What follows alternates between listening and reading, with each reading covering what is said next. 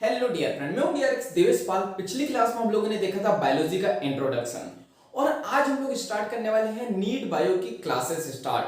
तो सबसे पहले हम लोग देख रहे हैं यूनिट 3 11th क्लास की चैप्टर 8 जिसका नाम है cell the unit of life, यानी कि कोशिका जीवन की इकाई।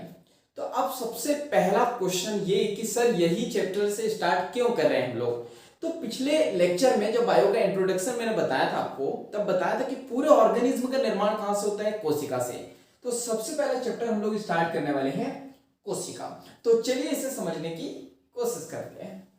तो अब हम लोग यहाँ पे बात करते हैं कोशिका क्या होती है। सबसे पहला क्वेश्चन तो हमारे माइंड में यही आता है, ठीक है। तो अब कोशिका की बात करें तो आपने पुरानी हिंदी मूवी या बॉलीवुड मूवी तो देखी होंगी, जहां पे हीरो हीरोइन आपस में गार्डन में गाना गाते हैं और गाने गाने में बहुत कुछ कह देते हैं। मुस्कुराने की वजह तुम ही हो, गुनगुनाने की वजह तुम ही हो, तुम मेरे बाबू हो, तुम मेरे सोना हो, अदरक लहसुन मिर्ची सब तुम ही हो, मैं तुम्हारे लिए जान दे सकता हूँ। ये सब चलते रहता है। लेकिन उसी दौरान वहां पर उस हीरोइन के पिताश्री आ जाते हैं। फिर क्या होता है आपको पता ही। फिर जो हीरोइन रहती है उसको एक बेडरूम में रख दिया जाता है। तो ये बना दिया मैंने बेडरूम। और जो विलन रहता है, अधिकतर मूवी में जो लड़की के पिताश्री रहते हैं वही विलन होते हैं। तो अपने सैनिक यहां पर खड़े कर देते हैं बहुत सारे,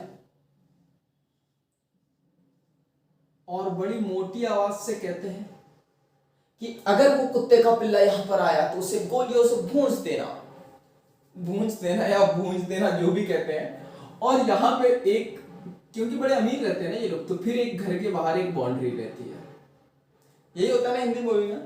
तो अब यहाँ पे क्या होता है, तो ये जो बाउंड्री है ना, ये कोशिका का आवरण रहता है, जिसे अपन कहते हैं कोशिका झिल्ली। तो एक कोशिका झिल्ली का आवरण रहता है। इसके बाद हम लोग यहाँ पे बात करते हैं, याद रखना बैकग्राउंड में ढप्पा ढप्पा ढप्पा ढप्पा की आवाज आ रही होंगी तो उसे इग्नोर करना है, ये सब चलते रहता है, हमको पढ़ाई पे ध्यान देना है। ये जो सैनिक है इसको क्या कहेंगे हम लोग, इसको हम लोग कहेंगे कोशिकांग, यानी कि सेल ऑर्गेनेल। इसके बाद हम लोग बात करते हैं बेडरूम। इस बेडरूम को हम लोग क्या कहते हैं, इसको हम लोग कहते हैं केंद्रक, जहां पर हीरोइन कैद है। अब आपको पता है हीरो रात में आता है, बाउंड्री चढ़ता है, इन विलनों को यानी कोशिकाओं को भका भक ढिसुम ढिसुम ढिसुम ढिसुम मारता है और हीरोइन के पास पहुंच जाता है और हीरोइन को भगा के ले जाता है। दोनों की शादी हो जाती है। लेकिन जैसे कि कोशिका में केंद्रक जो है इसको सेंटर पॉइंट बोला जाता है या कोशिका का मस्तिष्क बोला जाता है, क्योंकि इसी में जो है जितना भी डीएनए मटेरियल होता है, अनुवांशिक पदार्थ होता है, जेनेटिक मटेरियल होता है, जो सभी कोशिका के जितने भी ऑर्गेनेल्स होते हैं यानी कोशिकांग होते हैं उसको मैनेज करने का काम करता है। तो आपको पता ही होगा कि शादी के बाद हीरोइन भी जो है हीरो को कंट्रोल करने का काम करती है, पूरे निर्देश वही देती है, क्या करना है क्या नहीं करना है, क्या खाना है क्या नहीं पीना है, कितने बजे सोना है कितने बजे नहीं सोना है, ये सब वाइफ ही डिसाइड करती है। तो पता होगा, आप समाज में देख रहे होंगे। तो कुल मिलाकर कोशिका ये होती है। अब हम लोग बात करते हैं हमारे जीवन की इकाई कैसी है। तो ये बताने की जरूरत नहीं है, जिसने बायोलॉजी का इंट्रोडक्शन देख चुके होंगे कि जो ऑर्गेनिज्म है उसका निर्माण कहां से होता है, कोशिका से। अब अगर मैं बात करूं जहां पे मैं ये वीडियो शूट कर रहा हूं, जहां पे आप बैठ के पढ़ रहे हो यानी अपने रूम में, वहां की जो दीवारें हैं वो किससे मिलकर बनी है, ईंटों से। अगर उस दीवार में से मैं ईंट निकाल दूं तो क्या दीवार बचेंगी, नहीं बचेंगी। उसी प्रकार अगर हमारी बॉडी में से सेल निकल जाएंगी तो क्या हम बचेंगे, नहीं बचेंगे। इसलिए ये क्या है, जीवन की इकाई है। अब हम लोग यहाँ पर बात करते हैं जीवन की इकाई है, तो कुछ समझ लेते हैं कोशिका के बारे में। तो यहां पे हम लोग कोशिका के बारे में समझे तो आपको याद रखना है कि ये किसी भी जीव की संरचनात्मक, ये तो रटी रुटाई डेफिनेशन होगी, जीव की संरचनात्मक एवं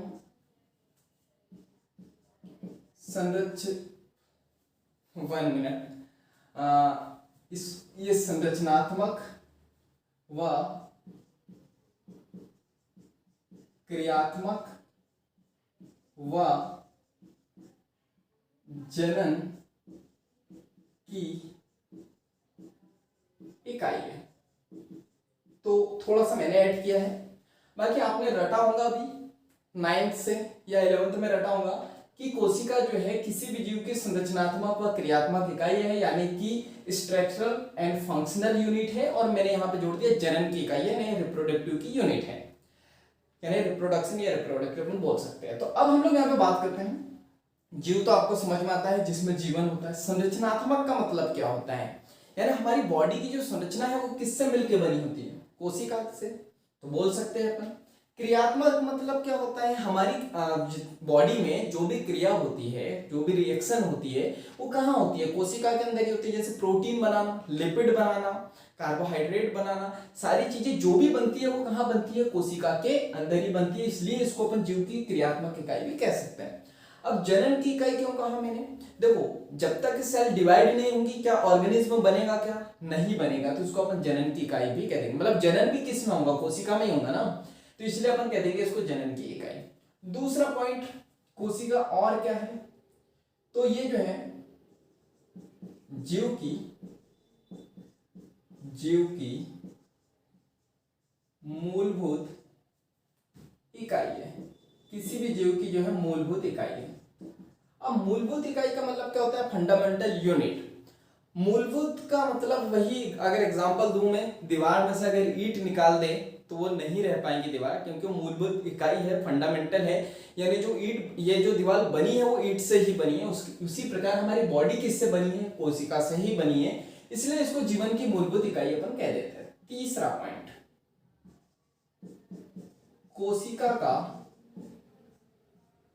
कोशिका का स्वतंत्र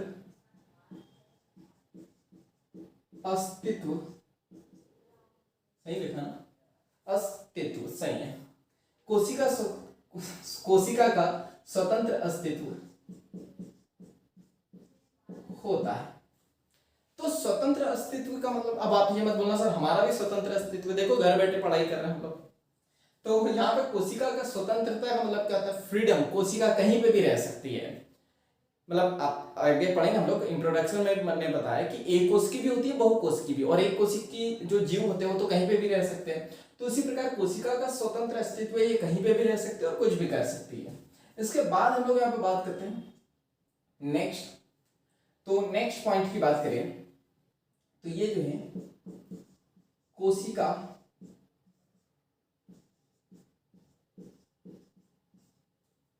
तो इसको ऐसा ना लिख के ऐसा लिखते हैं अपन, इसके बाद जो है जीवन के प्रत्येक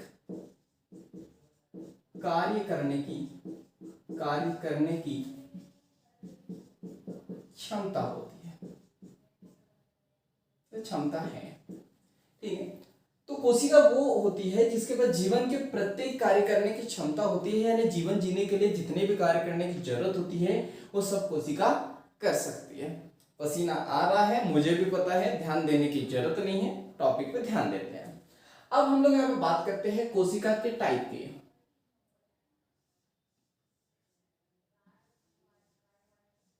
तो कोशिका के प्रकार की बात करें, कितने प्रकार की होती है कोशिका, यानी कितने टाइप्स की होती है, तो मैंने पहले ही बताया था आपको बायोलॉजी के इंट्रोडक्शन में कि कोशिका दो प्रकार से होती है।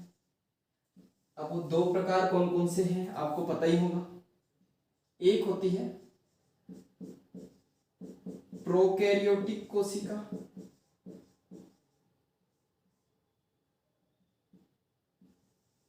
और दूसरी कौन सी होती है, दूसरी होती है यूकैरियोटिक कोशिका, ठीक है। मैं पसीना पोछ ही लेता हूँ वरना आपको भी मन नहीं लगना, मेरा भी नहीं, तो ब्रेक नहीं दे रहा हूँ, एक भी मिनट नहीं रुकना है, थोड़ा सा टाइम है बस, फिर कंटिन्यू करते हैं हम लोग।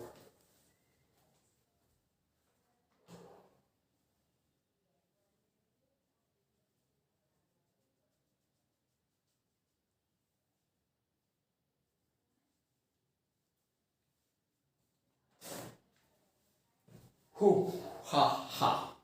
चलिए तो स्टार्ट करते हैं। तो हम लोग बात करते हैं, याद रखना प्रोकैरियोटिक की बात करें तो प्रोकैरियोटिक में जो है हमेशा एक कोष की जीव आते हैं, एक कोष की जीव आते हैं। तो याद रखना है एग्जाम्पल, सबसे इंपॉर्टेंट यहां पे एग्जाम्पल से क्वेश्चन आएगा।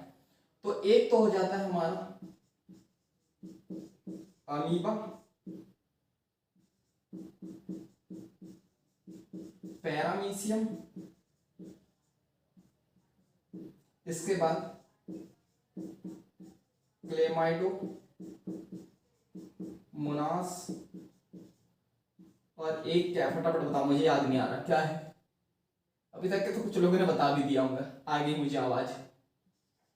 जीवाणु यानी कि बैक्टीरिया।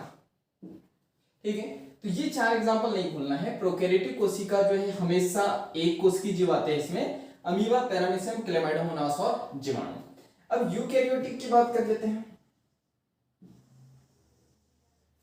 तो यूकैरियोटिक में जो है एक आते हैं हमारे पादप, दूसरे आ जाते हैं हमारे कवक जिसको अपन फंगी भी कहते हैं, और लास्ट जो है वह है जंतु। जंतु को शायद पोलियो हो गया है, 1 मिनट। तो ये है जंतु। तो ये, अरे यार सॉरी 1 मिनट, इसको भी रब करते हैं हम लोग। एक चीज बताना भूल गया मैं आपको कि याद रखना, यहां पे यूकैरियोटिक की बात करें तो यूकैरियोटिक में जो है एक कोष की भी जीव आते हैं, इसमें जो है एक कोष की जीव भी आते हैं, और इसमें जो है बहुकोष की जीव भी आते हैं।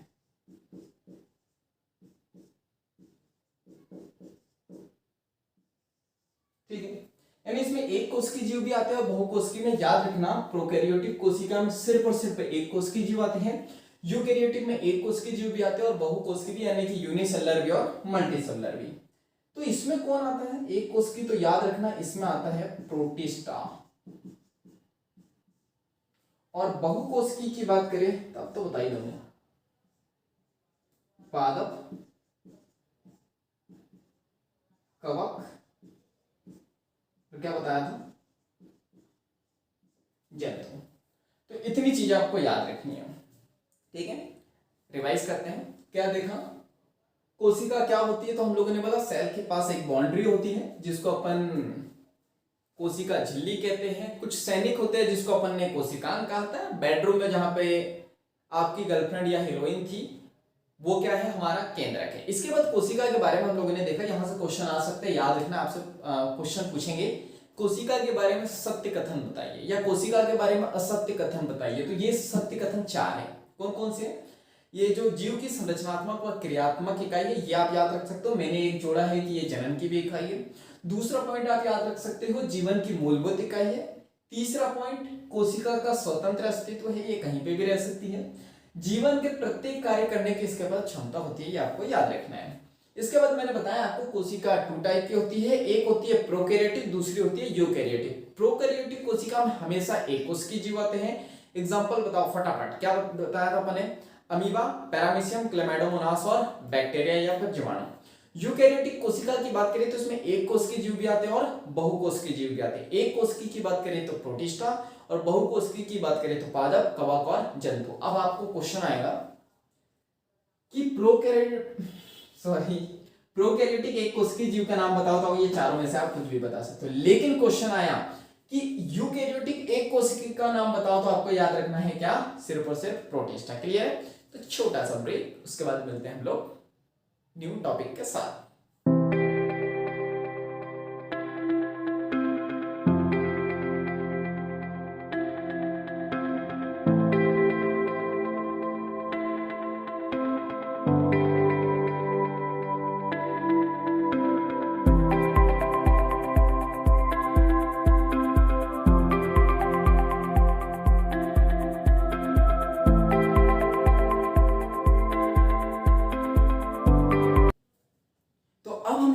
हैं नेक्स्ट टॉपिक जो है डिस्कवरी ऑफ सेल यानी कि कोशिका की खोज। तो हम लोग देखते हैं कि कोशिका की खोज कैसे हुई। तो कोशिका की खोज के लिए सबसे पहले जो वैज्ञानिक आए थे वो आए थे रॉबर्ट हुक, जो 1665 में आए थे। तो रॉबर्ट हुक ने जो है किस पे अध्ययन किया, तो इन्होंने जो है कॉर्क की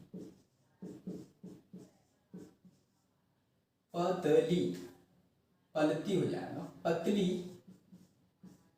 काट पर जो है अध्ययन किया। ठीक है, तो कॉर्क क्या होता है तो अभी आपको नहीं समझा रहा हूं मैं, अभी के लिए आप समझ सकते हो कि पेड़ की जो छाल होती है उसी को आप काट, ये कॉर्क समझ सकते हो। काट का मतलब क्या होता है, उसका छोटा सा एक ट्रांसवर्स सेक्शन लिया, यानी उसको काट लिया। जब उसकी स्टडी की गई तो इन्होंने जो है यहाँ पर कोशिका की खोज कर दी। लेकिन अब क्वेश्चन ये आता है कि इन्होंने जो खोज की थी कोशिका की, वो कोशिका मृत थी। तो इन्होंने जो है मृत कोशिका की खोज की। ये आपको याद रखना है।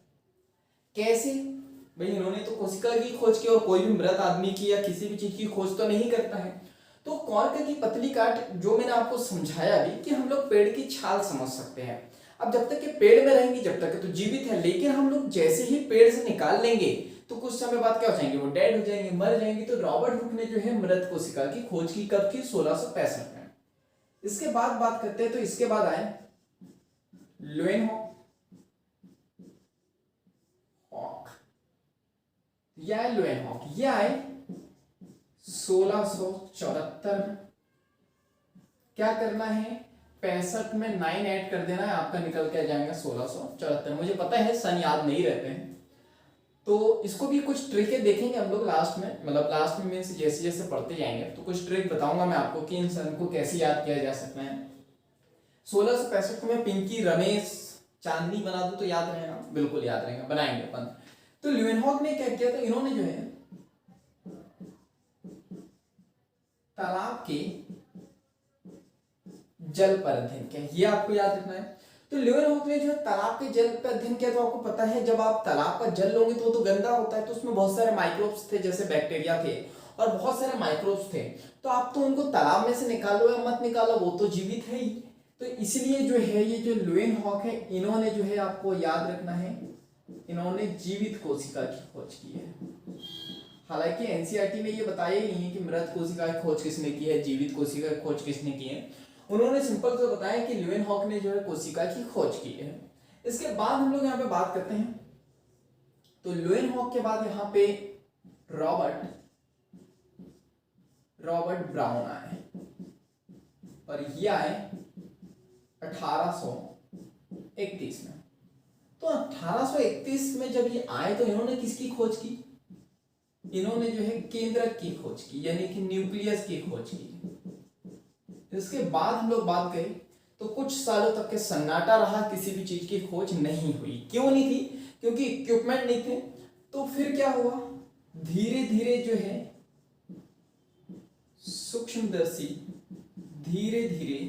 सूक्ष्मदर्शी में सुधार हुआ और उसके बाद फिर आए जेई पुरकिंजे। तो जेई पुरकिंजे ये आए 1839 में। तो इन्होंने किसकी खोज की, तो इन्होंने की थी जीवद्रव्य की खोज, जीवद्रव्य की खोज की थी, जिसको अपन लिखते हैं प्रोटोप्लाज्म। अब ये प्रोटोप्लाज्म क्या होता है तो आपको याद रखना है।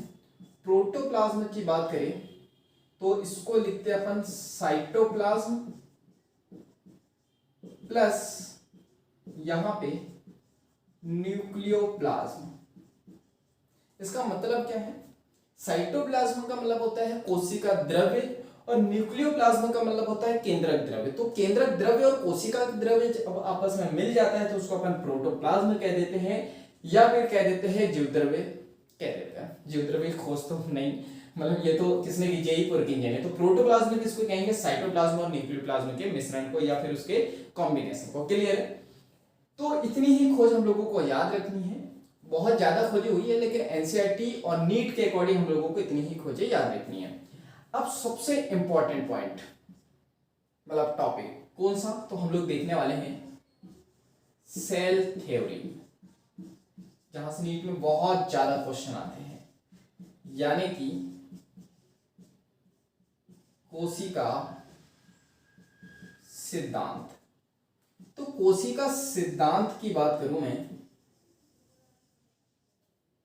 तो कोशिका सिद्धांत दो वैज्ञानिकों ने दिया था, तो आपको ये याद रखना है। तो एक तो थे वनस्पति शास्त्री, याद रखना है वनस्पति शास्त्री है, आपके पति नहीं है, यानी कि बॉटनिस्ट थे।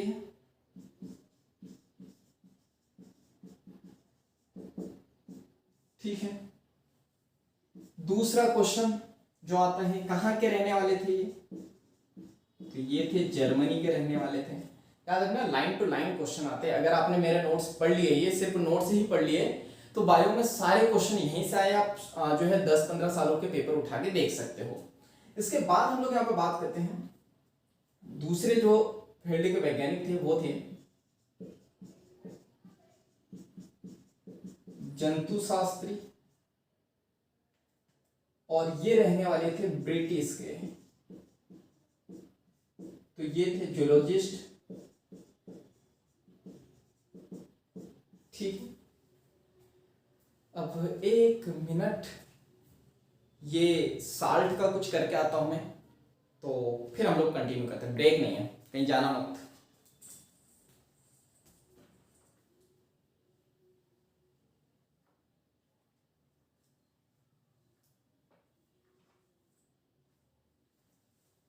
चलिए, तो हम लोग देखते हैं, इतनी बातें हो गई।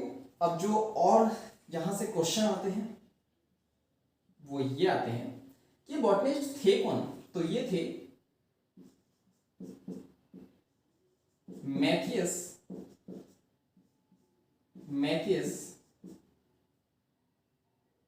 स्लेडेन, जिसको हम लोग लिखते हैं एनजे स्लेडेन। अधिकतर क्वेश्चन जो है शॉर्ट नेम से ही आते हैं, आपको याद रखना है। मैं आपको लॉन्ग क्यों बता रहा हूं, क्योंकि एनसीईआरटी ने भी दिया हुआ है। अब जूलॉजिस्ट की बात करें तो ये कौन थे, तो ये थे थियोडोर स्वान, जिसको हम लोग लिख देते हैं टी स्वान। तो ये आपको याद रखना है कि जो जूलॉजिस्ट है वो टी स्वान है, और जो बॉटनिस्ट है वो कौन है, एमजे स्लेडेन है। तो जैसे कि ये बॉटनिस्ट है, इन्होंने भाई प्लांट के बारे में ही कहा होगा, तो इन्होंने क्या कहा, इन्होंने कहा कि सभी पादप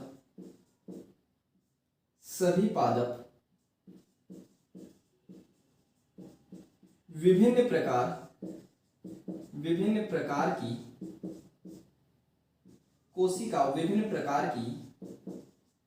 कोशिकाओं से मिलकर बने होते हैं। सिंपल सी बात कही इन्होंने, जो अभी हमें लग रही है सिंपल सी, क्योंकि हम लोग पढ़ चुके हैं, लेकिन उस समय बहुत बड़ी बात थी। तो इन्होंने बोला कि सभी पादप जो है विभिन्न प्रकार की जो है कोशिकाओं से ही मिलकर बने होते हैं। तो इनकी बात कर लेते हैं अपन।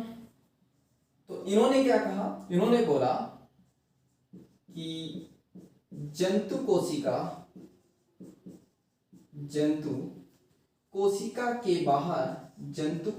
के बाहर एक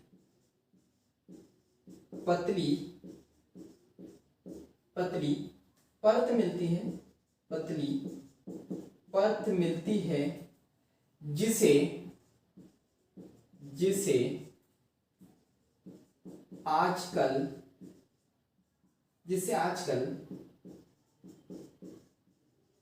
जीवद्रव्य झिल्ली कहते हैं। शायद इसको पोलियो हो गया, 1 मिनट। तो इसको हम लोग जीवद्रव्य झिल्ली जो है कहते कहते हैं। तो ये पॉइंट आपको याद रखना है कि ये भी जो है जंतु शास्त्री थे, तो इन्होंने ये भी थे मतलब यही थे। तो जंतु कोशिका के बाहर जो है इन्होंने बोला कि एक पतली परत होती है जिसे आजकल हम लोग क्या कहते हैं, जीवद्रव्य झिल्ली कहते हैं। दूसरा पॉइंट क्या कहा इन्होंने और क्यों कहा पहले वो समझ लेते। देखो इन्होंने बोला कि विभिन्न प्रकार की कोशिका से मिलकर बने होते हैं, इन्होंने भी लगभग वही कहा। इन्होंने बोला कि बस जो है इसमें जो है जीवद्रव्य झिल्ली होती है। तो दोनों में डिफरेंस कुछ समझ में आ नहीं रहा था। तो जो स्वान थे, याद रखना वो जूलॉजिस्ट थे, लेकिन उन्होंने स्टडी की प्लांट पर। अधिकतर क्वेश्चन अगर आया तो अधिकतर लोग जो है गलत करेंगे, 90% लोग गलत करके आएंगे। और क्वेश्चन क्या है, पहले आंसर बताता हूं फिर क्वेश्चन बताता हूं। जो स्वान है इन्होंने जो है पादप ऊतक पर अध्ययन किया, पादप ऊतक पर जो है अध्ययन किया और बताया कि पादप कोशिकाओं के बाहर, पादप कोशिकाओं के बाहर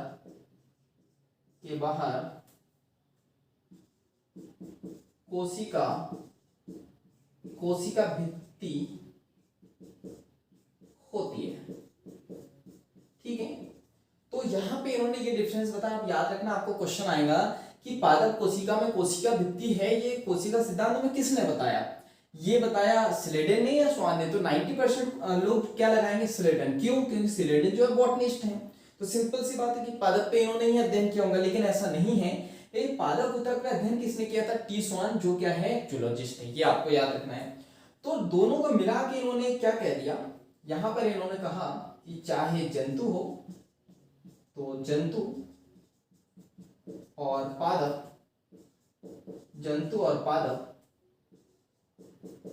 कोशिका व उनके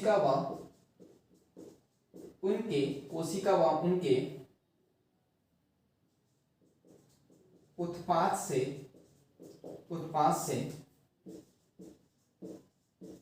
मिलकर बने होते हैं। ठीक है, तो इन्होंने क्या बोला कि जंतु और पादप कोशिका की बात, ये जंतु और पादप की बात करूं तो ये कोशिका व उनके उत्पाद से मिलकर बने होते हैं। ठीक है, साल्ट आ रहा है। अब कुछ लोग कमेंट्स में कहेंगे कि सर पंखा क्यों नहीं चालू कर लेते? तो भाई साहब नहीं कर सकते, लेक्चर शूट करते वक्त नहीं कर सकते, वरना आवाज अच्छे से नहीं आएगी। तो चलो रिवाइज करते हैं। क्या देखा अपन ने? Discovery of cell. तो डिस्कवरी ऑफ सेल की बात करें तो सबसे पहले हम लोगों ने क्या देखा? कौन आए? रॉबर्ट हुक आए। कब आए? 1665 में आए। इन्होंने कॉर्क की पतली काट पर अध्ययन किया, मृत कोशिका की खोज की। लुएनहॉक आए। कब आए? 1665 में नहीं आए, ये मैंने बोला 9 ऐड कर देना, तो ये आए 1674 में।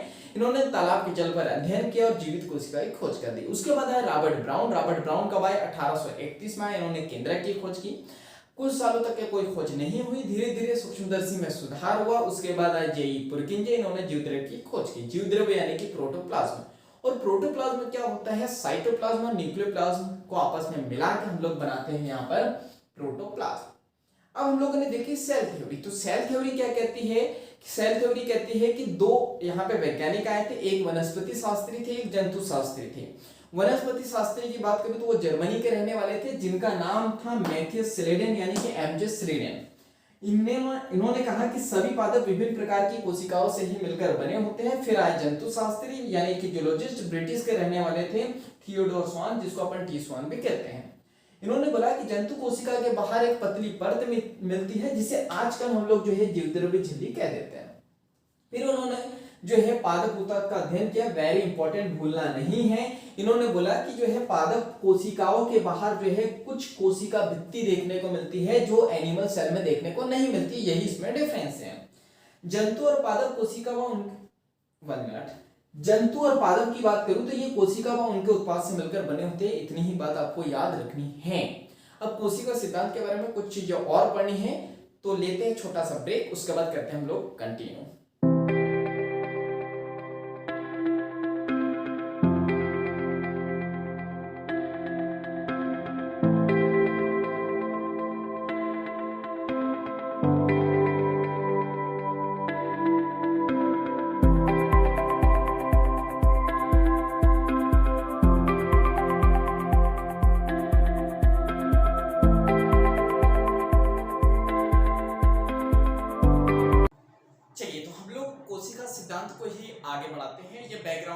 डपर डपर डपर डपर चल रहा हूँ, लेकिन हम लोगों को टॉपिक कंप्लीट करना है। और हाँ, मुझे पता है आप क्या बोलना चाह रहे हो कि नीचे का पार्ट कट गया था, तो थोड़ा सा आप मैनेज कर सकते हो, मैंने ओरली बोल दिया था तो आप समझ गए होंगे। अब हम लोग देखने वाले हैं सेल थ्योरी। तो सेल थ्योरी की बात करें तो सेल थ्योरी जो है ये स्लीडन और स्वान ने आपस में मिलके जो है, ये स्लीडन व स्वान ने ये आपस में मिलके 1838 से लेके 39 में दे दी थी, ठीक है। तो स्लीडन और स्वान की बात करूं तो दोनों ने मिलकर यहां पर कोशिका सिद्धांत दिया था। तो हम लोग कह सकते हैं यहाँ पे इन दोनों ने मिलके जो है कोशिका सिद्धांत दिया और इन्होंने कोशिका परिकल्पना की। कोशिका परिकल्पना क्या होती है? तो कोशिका परिकल्पना की बात करें, जैसा कि हम अपने बेड पर बैठकर जो है कल्पना करते हैं कि मेरी शादी होगी और मैं दूल्हा बनूंगा और बहुत स्मार्ट दिखूंगा, मेरी दुल्हन भी बहुत ही अति सुंदर रहेंगी, मेरे सामने आएंगी और आसमान पे जो है रंग बिरंगे जो है गुब्बारे उड़ाए जाएंगे, बलून जाएंगे और जो भी तुम कल्पना करते हो, मतलब फटाके फूटेंगे रंग बिरंगे और वहां पे लिखा रहेगा सीमा संग रमेश या जो भी हो। तो वो कल्पना मीन्स क्या है कि इन्होंने पहले ही कल्पना कर ली कि शायद कोशिका ऐसी होंगी, इनको पता नहीं था पर इन्होंने बताया कि शायद ऐसी होंगी। तो स्लीडन और स्वान की बात करें तो ये एक चीज बताने में असफल रहे। तो ये क्या बताने में असफल रहे? तो ये असफल रहे कि नई कोशिकाओं का निर्माण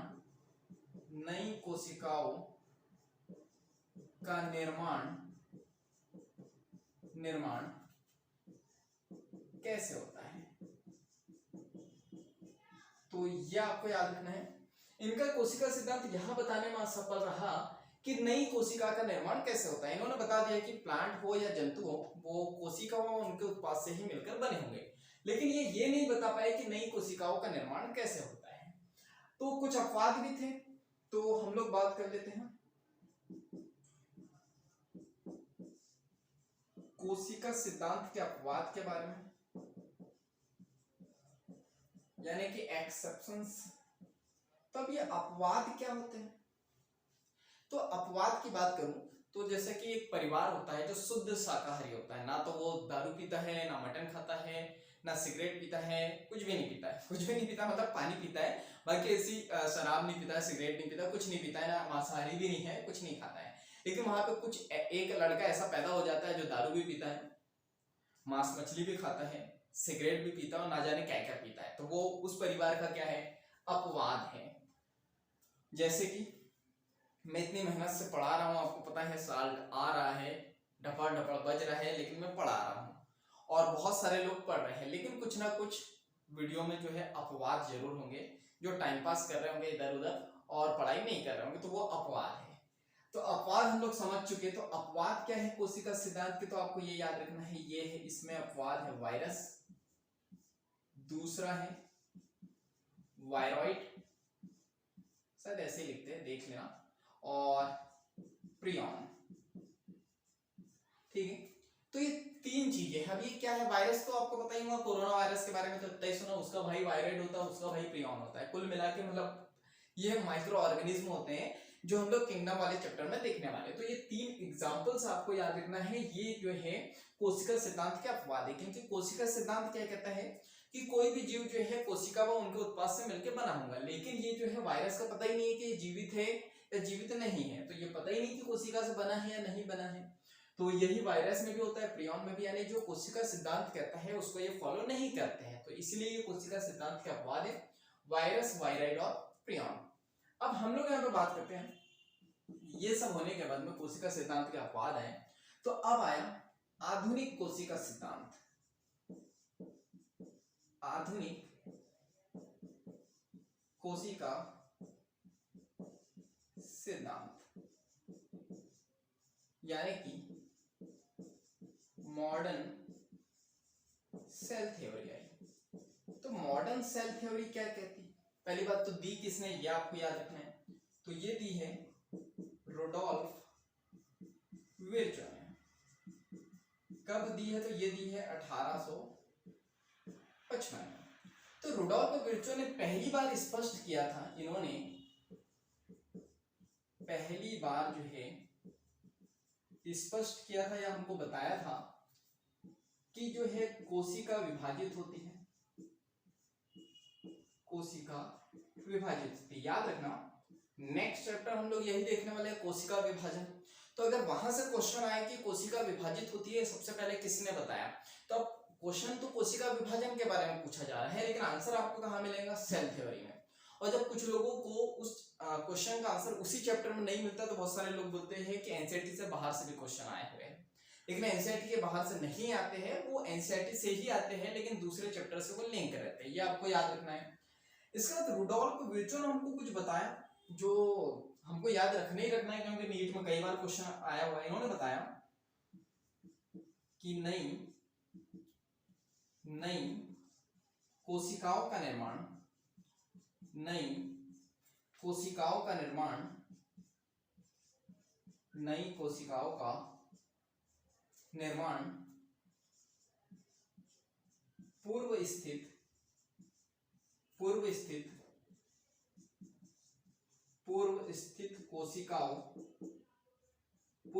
कोशिकाओं से होता है। तो ये आपको याद रखना है, बिल्कुल भी नहीं भूलना है। रुडोल्फ विर्चो ने क्या बताया था कि नई कोशिका का निर्माण पूर्व स्थित कोशिका से ही होता है। तो चलो इसको एक एग्जांपल के द्वारा हम लोग समझते हैं। देखो रुडोल्फ विर्चो ने क्या बताया कि नई कोशिकाओं का निर्माण पूर्व स्थित कोशिका से होता है। इसका मतलब ये नई कोशिका है, यानी हम लोग जो चैपो करते हुए इस दुनिया में आए हुए हैं, ये हमारी मम्मी की सेल है और ये हमारे पापा की सेल है। अब ये दोनों सेल आपस में डिवाइड करेंगी तभी जो है न्यू कोशिका का निर्माण होगा। तो ये है हमारी न्यू सेल और ये पूर्व स्थित कोशिका यानी कि प्री एग्जिस्टिंग हमारी सेल है, यानी पहले से स्थित कोशिका से ही जो है नई कोशिका का निर्माण होता है।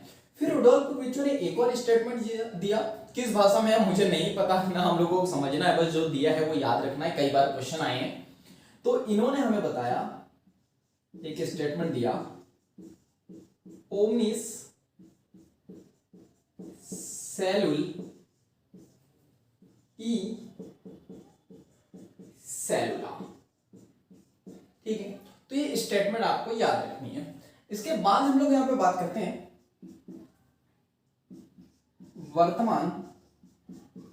वर्तमान कोशिका सिद्धांत क्या कहता है।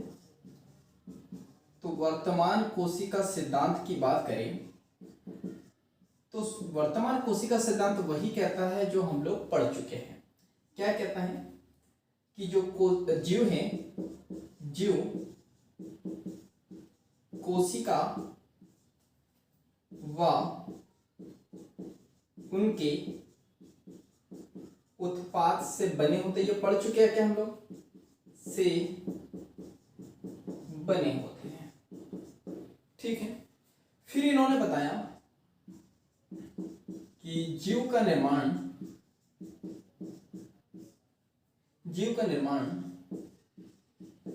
पूर्व स्थित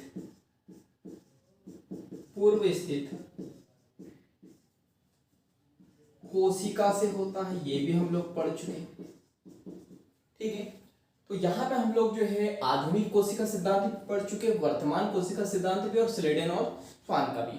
तो आज का लेक्चर हम लोग यहीं पे एंड करेंगे, लेकिन आपको पता है लेक्चर एंड करने से पहले हम लोग एक बार रिवीजन करते हैं। तो फटाफट देख लो हम लोगों ने क्या देखा। सबसे पहले हम लोगों ने देखा कोशिका क्या होती है, तो वही डाकू, गर्लफ्रेंड, बॉयफ्रेंड, हीरोइन वाली कहानी देखी थी। बीच में केंद्रक होता है, आसपास कोशिकांग होते हैं, एक आवरण होता है जिसे कोशिका झिल्ली कहते हैं। कोशिका क्या होती है, तो हम लोगों ने बोला था कोशिका जो है किसी भी जीव की संरचनात्मक, क्रियात्मक व जनन की इकाई होती है। जीव की मूलभूत इकाई है, जीवन का मतलब सॉरी क्या था, हाँ थर्ड पॉइंट। इसके बाद स्वतंत्र अस्तित्व होता है, कहीं पे भी रह सकती है। इसके बाद हम लोगों ने बोला था जीवन के सभी कार्य करने की इसके पास क्षमता होती है। इसके बाद अपन ने प्रकार देखे थे, प्रोकैरियोटिक और यूकैरियोटिक।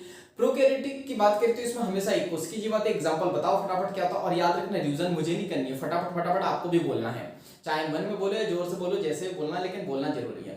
तो एक कोशिकीय जीव की बात करें तो इसमें अपन ने देखा था अमीबा, पैरामीशियम, क्लेमाइडोमोनास और एक बैक्टीरिया। यूकेरियोटिक की बात करें तो इसमें एक कोशिकीय जीव भी आते हैं, बहुकोशिकीय भी। एक कोशिकीय की बात करें तो प्रोटिस्टा, बहुकोशिकीय में हम लोगों ने देखा था पादप, जंतु और कवक। इसके बाद हम लोग यहाँ पे बात करते हैं, इसके बाद हम लोगों ने क्या देखा था टाइप के बाद में, टाइप के बाद में हम लोगों ने देखा था कोशिका सिद्धांत, ठीक है।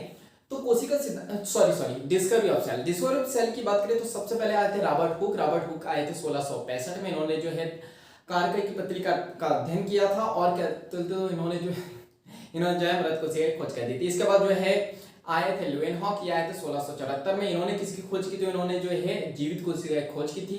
तालाब के जल पर इन्होंने अध्ययन किया था। इसके बाद आए कौन, रॉबर्ट ब्राउन, ये आए थे 1831 में। इन्होंने जो है केंद्रक की खोज की।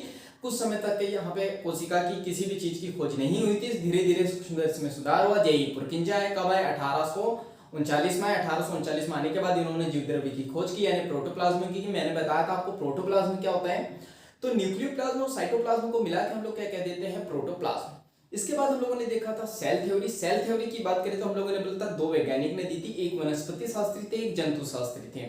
वनस्पति शास्त्री जो है जर्मनी के रहने वाले थे, जिनका नाम था मैथियस स्लेडन यानी कि एमजे स्लेडन। और जंतु शास्त्री की बात करें तो ये ब्रिटिश के रहने वाले थे, जिनका नाम था टी स्वान यानी कि थियोडोर स्वान। अब बॉटनिस्ट की बात करें तो इन्होंने बोला था कि सभी पादप जो है विभिन्न कोशिकाओं से मिलकर बने होते हैं।